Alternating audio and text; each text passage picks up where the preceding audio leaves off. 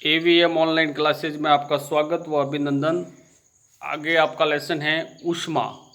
ऊष्मा यानी गर्म।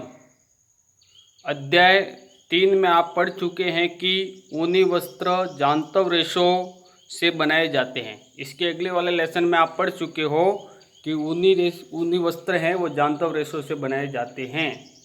आप ये भी जानते हैं कि सूती वस्त्र पादप रेशों से बनाए जाते हैं। सूती वस्त्र किन से बनाए जाते हैं?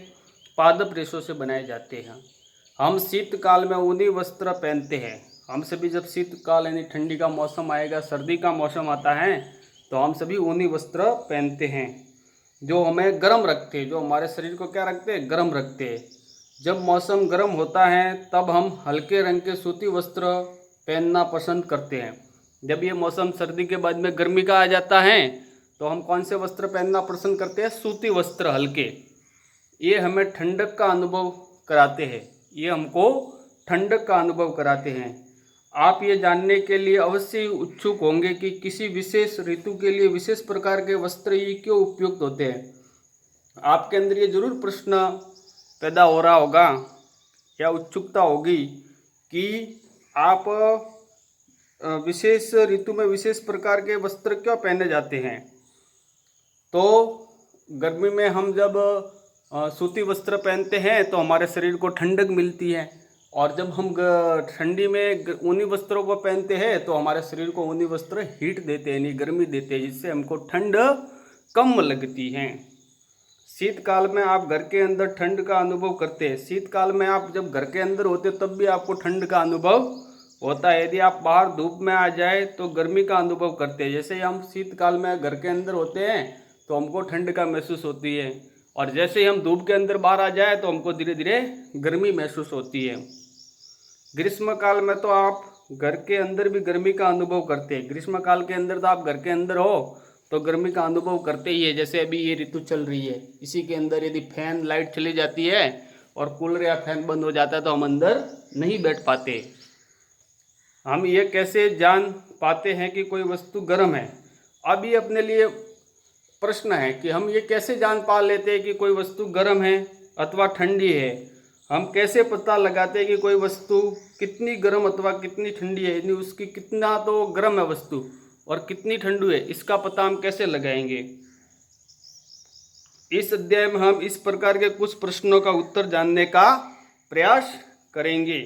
गर्म तथा ठंडा। जैसे आपके सामने एक आप अपने दैनिक जीवन में हमें अनेक वस्तुओं के संपर्क में आते हैं। हम रोज अनेक प्रकार की वस्तुओं के संपर्क में आते हैं अपने दैनिक जीवन में।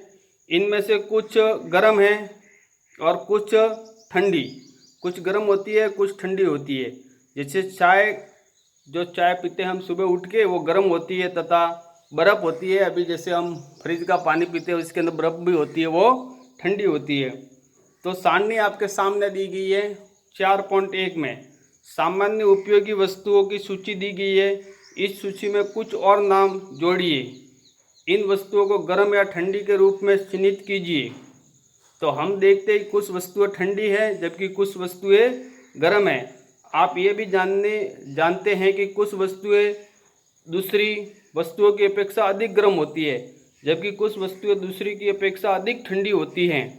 तो हम कैसे ज्ञात करते हैं कि कोई वस्तु दूसरी वस्तु की अपेक्षा अधिक गर्म है? प्राय हम इसका पता वस्तुओं को स्पर्श करके लगाते हैं, परंतु क्या हमारी स्पर्श इंद्रियां विश्वसनीय हैं? आइए ज्ञात करें। तो ये सारणी आप देख रहे हैं, इसके अंदर सबसे पहले आपको दिया गया है आइसक्रीम। तो आइसक्रीम क्या होता है? ठंडा या शीतल। तो हमने इसके अंदर टिक लगा दिया, शीतल के अंदर हमने टिक लगा दिया ये, और यह आ जाएगा क्रॉस।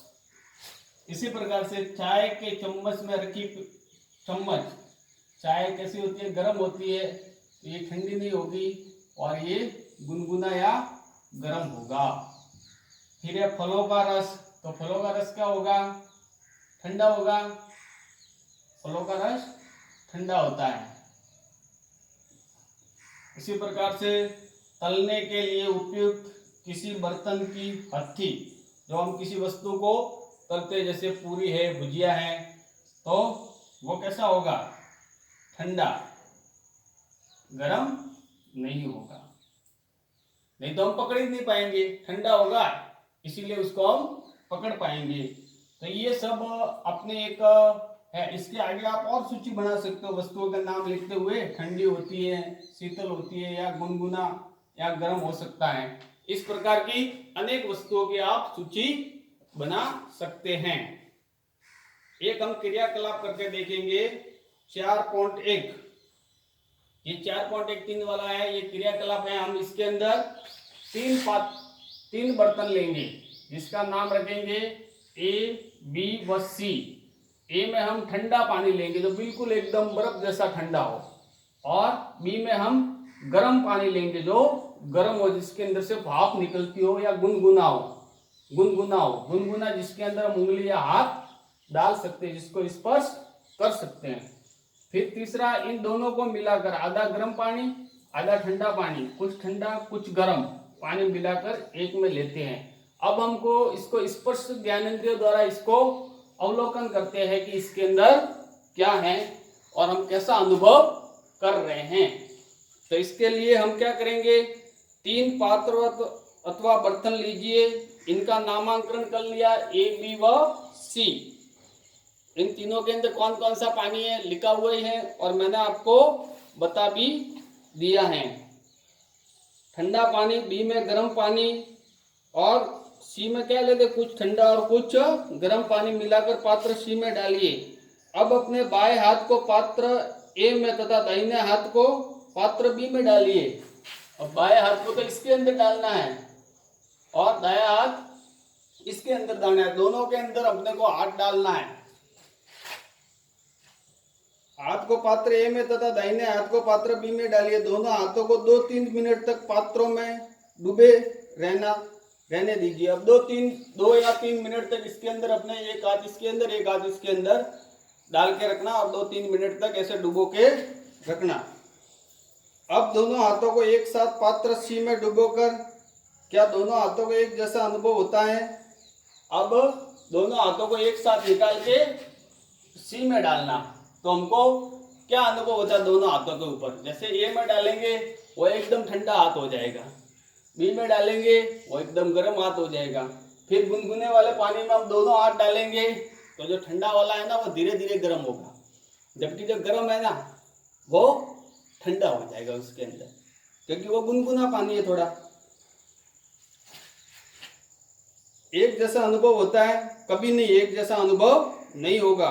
बूझों की उलझन यह दर्शाती है कि यह निश्चित करने के लिए कोई वस्तु गर्म है या ठंडी है हम अपनी स्पर्श इंद्रियों पर विश्वास नहीं कर सकते। जैसे कोई गैस के ऊपर तवा है और मोमबत्ती है, तो उसकी लो है, हर चीज़ को हम स्पर्श करके अनुभव नहीं कर सकते कि ये गर्म है या ठंडी है। ये हमें कभी भी धोखा दे सकती है, ये आपको कभी भी धोखा दे सकती है। जैसे दीपावली में फुलझड़ियाँ छोड़ते हैं और उसको हम गट्ठर में डालते हैं ताकि किसी के पैरों में नहीं आए और जले नहीं। वो फुलझड़ी पड़ी हुई होती है और हमारा पैर हाथ लग जाता है तो हम जल जाते हैं। तब हम ये कैसे ज्ञात करते हैं कि कोई वस्तु वास्तव में कितनी गर्म है? और किसी वस्तु की गर्मी की विश्वसनीयता आप उसके ताप से की जाती है, उसकी विश्वसनीयता उसके ताप से की जाती है। ताप मापने के लिए उपयोग की जाने वाली युक्ति को हम तापमापी या थर्मामीटर कहते हैं। जैसे वस्तु गर्म है या ठंडी है, हम गर्म स्पर्श इंद्रियों पर विश्वास अधिक नहीं कर सकते कि हम स्पर्श करके उसको बता सकते हैं कि ये वस्तु ज़्यादा ठंडी है, ये ज़्यादा गर्म है। इसके ऊपर ज़्यादा विश्वास नहीं करना चाहिए, कभी हमको धोखा दे सकते हैं और हमारे हाथ वगैरह जल भी सकते हैं।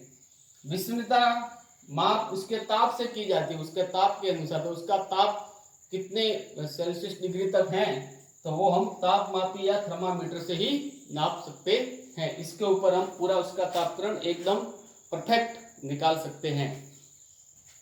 आज के लेसन में है इतना ही।